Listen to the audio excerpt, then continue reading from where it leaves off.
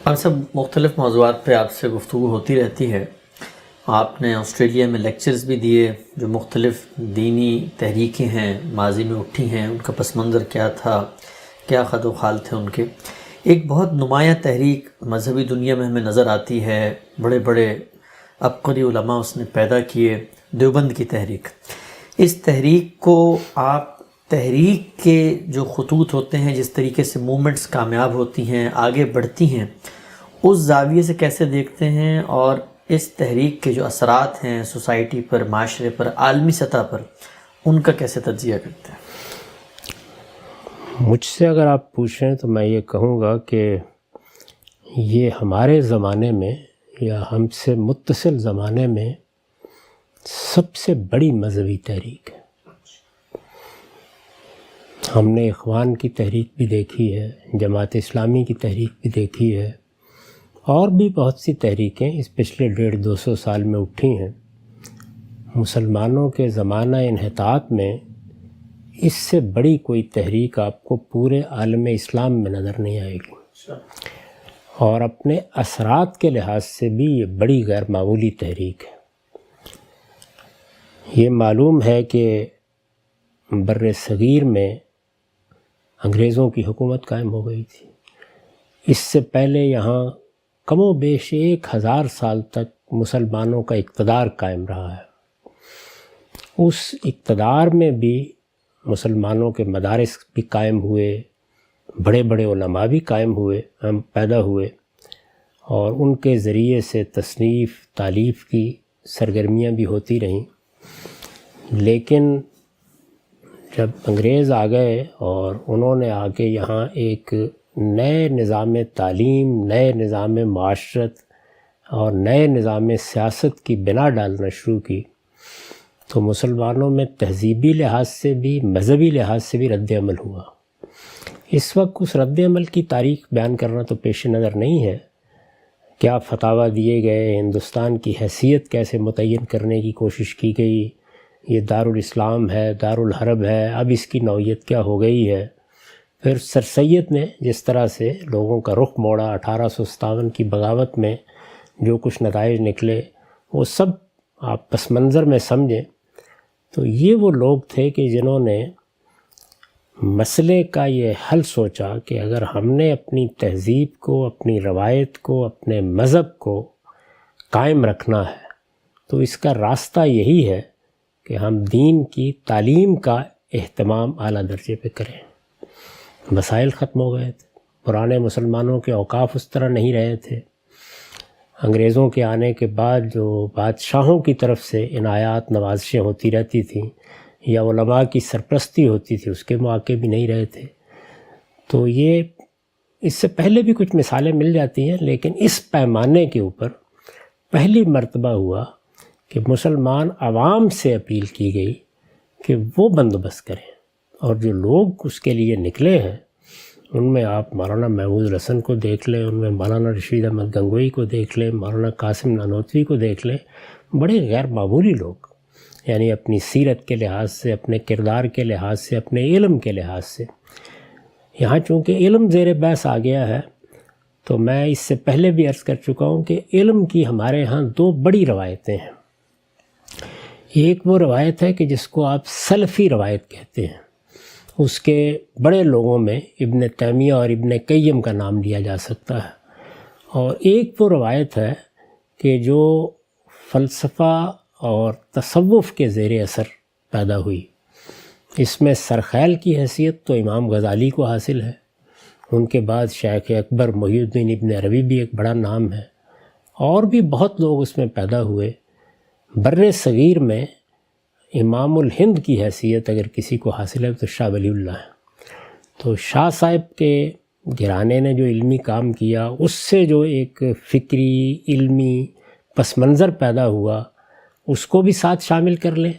غزالی سے لے کر جو صوفیانہ مزاج اور صوفیانہ تعبیر مسلمانوں کے اندر رائج ہوئی، اسے بھی پس منظر میں سمجھ لیں. اور اس کے ساتھ علم کی، یعنی ہمارا جو قدیم علم ہے، اس کی روایت کے پاسبانوں کی حیثیت سے ان لوگوں نے اس مدرسے کی بنیاد رکھی.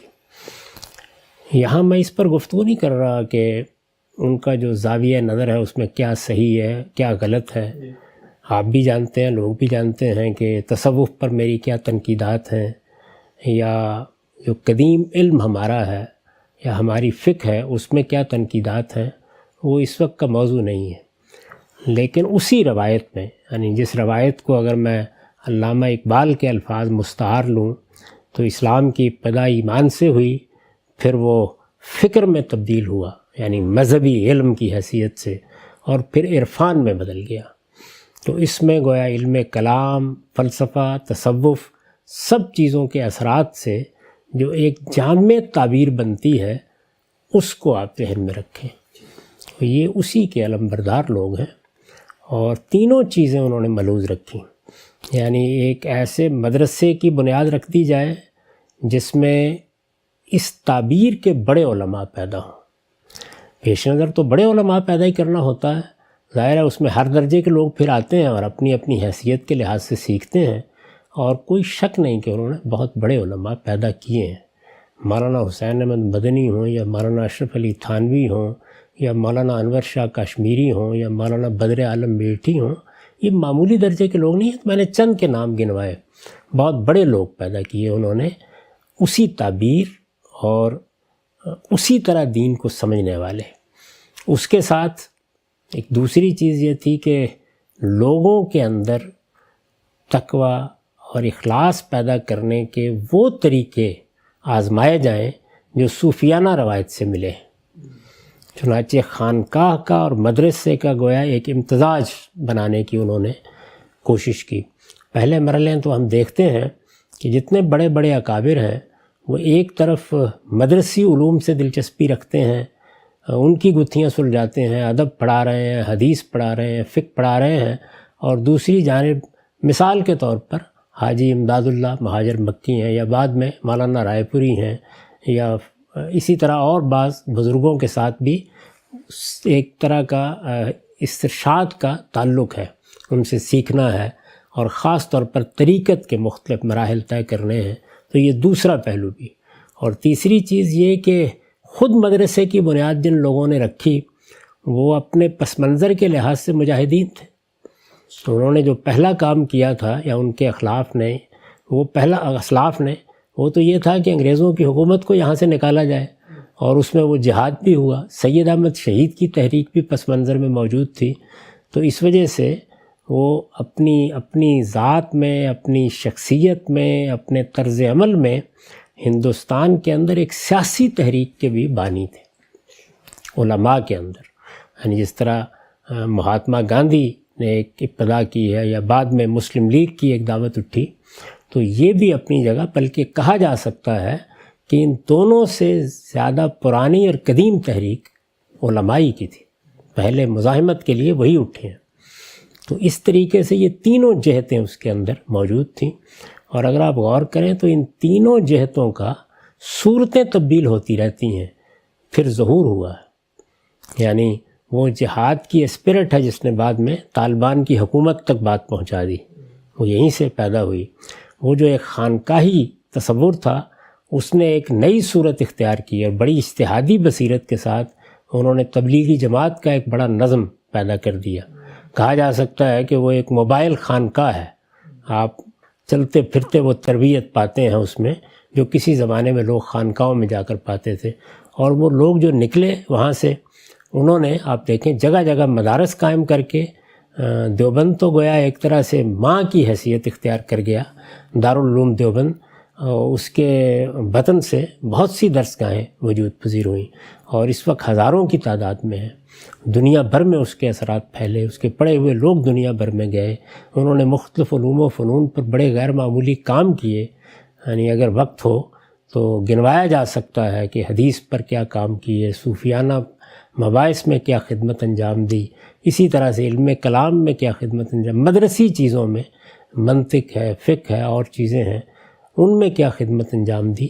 تو ایک بڑا غیر معمولی کنٹریبیوشن ہے اس پوری کی پوری تحریک کا، اگر آپ غور کریں. اور پھر اسی کے اندر سے، چونکہ وہ اپنی ذات میں ایک سیاسی تحریک بھی تھی، اسی کے اندر سے جمعیت علماء ہند پیدا ہوئی. ایک موقع کے اوپر مولانا داؤد غزنوی میں جو اہل حدیث کے بڑے عالم تھے، مولانا ابوالکلام آزاد سے یہ کہا کہ یہ ہماری جو جمعیت علماء ہند ہے اس میں تو دیوبند ہے، یعنی بہت دوسرے علماء بہت کم ہیں.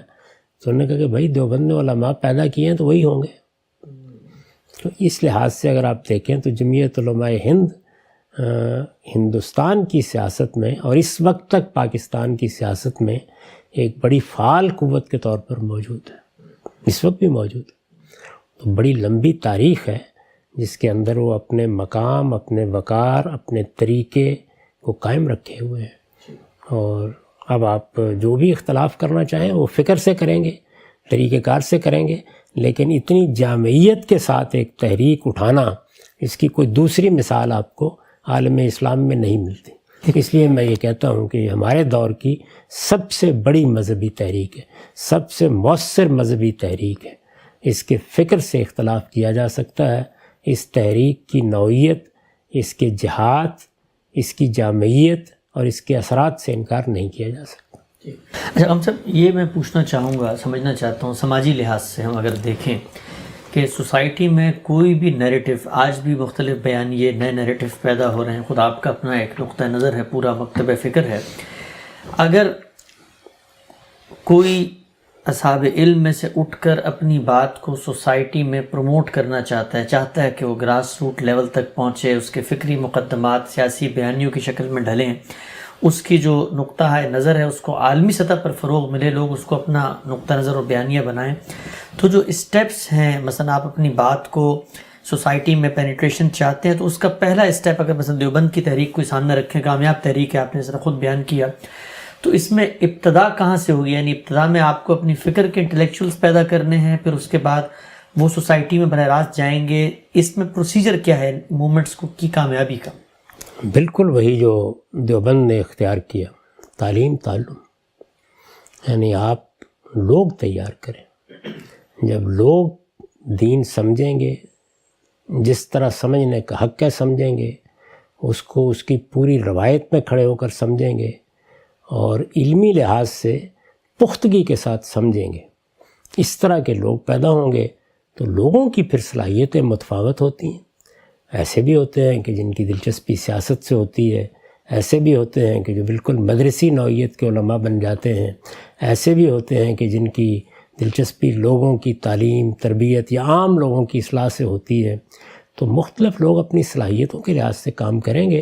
بنیادی چیز وہی ہے، یعنی ہر عالم اپنی صلاحیت کے لحاظ سے کوئی تصنیف و تالیف کا کام بھی کرے گا، لیکن اگر آپ اس کو موومنٹ یا تحریک بنانا چاہتے ہیں تو اس کی میتھڈالوجی ایک ہی ہے اور وہ تعلیم و تعلم ہے.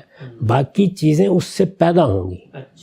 جمعیت علماء ہند بھی اسی تعلیم و تعلم کے نتیجے میں وجود پذیر ہوئی. اسی طرح سے جو بعد میں آپ نے جہادی تحریکیں دیکھیں وہ بھی اس کے نتیجے میں پیدا ہوئی ہیں. تبلیغی جماعت بھی اسی کے بطن سے نکلی ہے. تو یہ تمام کام اپنی اپنی صلاحیت کے لحاظ سے پیدا ہوں گے، لیکن اصل میتھڈالوجی یا اصل راستہ، اصل طریق وہ تعلیم و تعلم ہی ہے. اب تعلیم و تعلم کے انداز، ذرائع وہ بدلتے رہیں گے.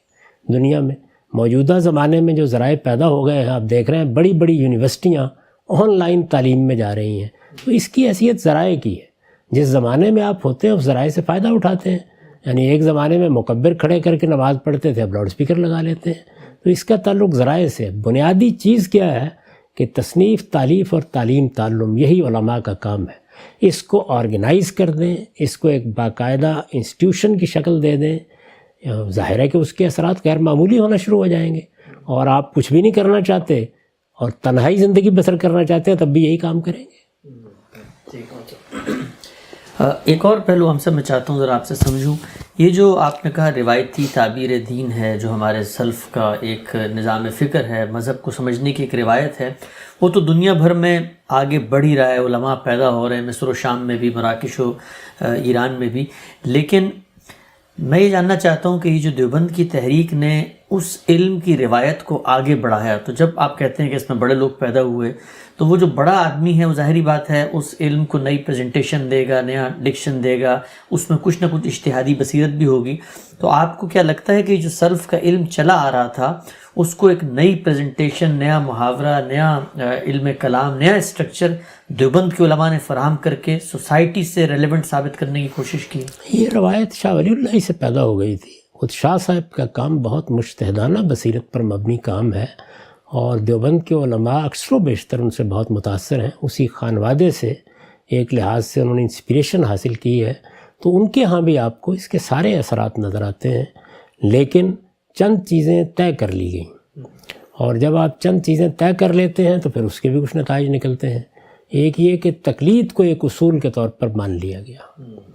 حنفیت کے ساتھ خصوصی تعلق یہ آخری درجے میں طے کر لیا گیا، اور بعض جو اکابر ہیں ان کی یہ باتیں ہم تک پہنچی ہیں کہ انہوں نے کہا کہ ہم نے اپنی پوری زندگی امام ابو حنیفہ کے نقطہ نظر یا مذہب کے دفاع میں بسر کر دی.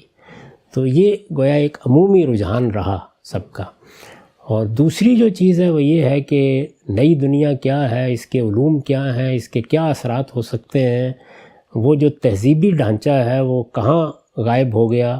ہمارے ہاں جو پرانے زمانے کے علوم تھے، فلسفہ تھا، یونان کا فلسفہ، اسی طرح علم کلام تھا، وہ کتنا ریلیونٹ رہ گیا ہے. فقہ کا اب کیا تعلق قائم ہوگا، کیسے ریلیونٹ ہوگی، بہرحال انسانی کام ہے. ان سب چیزوں کو انہوں نے پوری طرح نظر انداز کر دیا، اور جو وہ پرانی روایت ہے بس اس کو محکم پکڑ کر انہوں نے یہ بڑا کام، بڑی تحریک برپا کیے رکھی ہے. اور یہی وہ پہلو ہیں جن کو سامنے رکھ کر ہم جیسے لوگ کہنا چاہیے ان پر تنقید بھی کرتے ہیں، ان کے پوری عزت اور احترام کو ملحوظ رکھتے ہوئے یہ بتانے کی کوشش کرتے ہیں کہ یہاں غلطی ہوئی ہے.